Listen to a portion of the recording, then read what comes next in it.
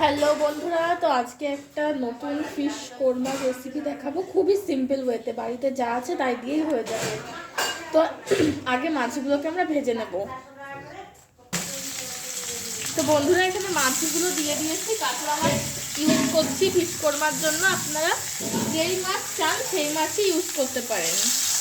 তো মাছে আমি একটু লবণ, হলুদ আর লেবুর রস মাখিয়ে রেখেছিলাম যাতে কোনো রকম কোনো গন্ধ না ছাড়ে।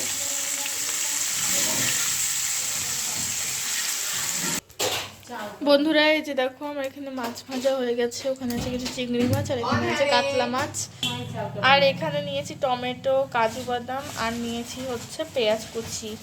এখন কড়াইতে তেল দিয়ে দিয়েছি গরম করার জন্য। মাছ ভাজা তেলের মধ্যে আর একটু তেল দিয়ে দিয়েছি। এবারে টমেটো, কাজু আর পেঁয়াজগুলোকে ভেজে নেব। তো এর মধ্যে দিয়ে দিলাম সবগুলো। এখন এগুলোকে ঢাকা দিয়ে নরম করে তারপরে মিক্সিতে ব্লেন্ড করে নেব। এর মধ্যে এবারে কিছু রসুন কোয়া দিয়ে দিচ্ছি। এবার বন্ধুরা ঢাকা দিয়ে দিয়েছি, মাছ ভাজা রয়েছে। এবার রান্নাটা খুবই সিম্পল একটা প্রসেসে হতে চলেছে। তো বন্ধুরা এর মধ্যে এবার দিয়ে দিচ্ছি কিছু লঙ্কা। আমি এখানে 4টে লঙ্কা মাঝখান থেকে হাফ করে কেটে নিয়েছি। বন্ধুরা ভাজাটা হয়ে গেছে, এবার এটাকে ব্লেন্ড করে নেব।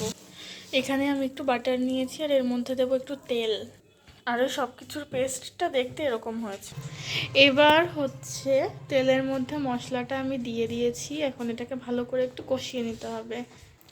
এবার এর মধ্যে দিলাম হচ্ছে হাফ টিস্পুন লঙ্কার গুঁড়ো, হাফ টিস্পুন জিরের গুঁড়ো, হাফ টিস্পুন ধনের গুঁড়ো, 1 টিস্পুন লবণ, আর একটুখানি হলুদ দিয়ে এখন এটাকে ভালো করে মিশিয়ে কষিয়ে। এবার একটুখানি ঢাকা দিয়ে কিছুক্ষণের জন্য ছেড়ে দেব।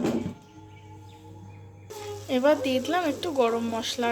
দেখুন বন্ধুরা তেলটা ছাড়তে শুরু করেছে মশলা থেকে।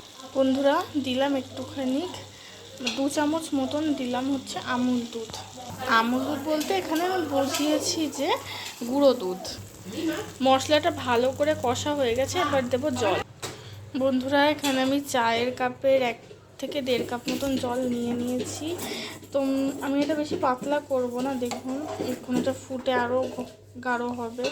তো আপনারা আপনাদের ইচ্ছা মতন ঝোল রাখবেন। বন্ধুরা এবার মধ্যে চিংড়ি আর কাতলা মাছ যেগুলো ভেজে রেখেছিলাম দিয়ে দিয়েছি। এবার এটাকে ঢাকা দিয়ে হাই ফ্লেমে ছেড়ে দেবো যাতে ঝোলটা ফুটে যায়। আর মাছগুলো তো এমনি ভাজাই আছে, তাও যেন ভালোভাবে ঝোলটা ভিতরে ঢুকে যায়, তাই জন্য। দেখো বন্ধুরা আমাদের এই মাছের একটা ডিশ নিজের থেকে তৈরি করলাম।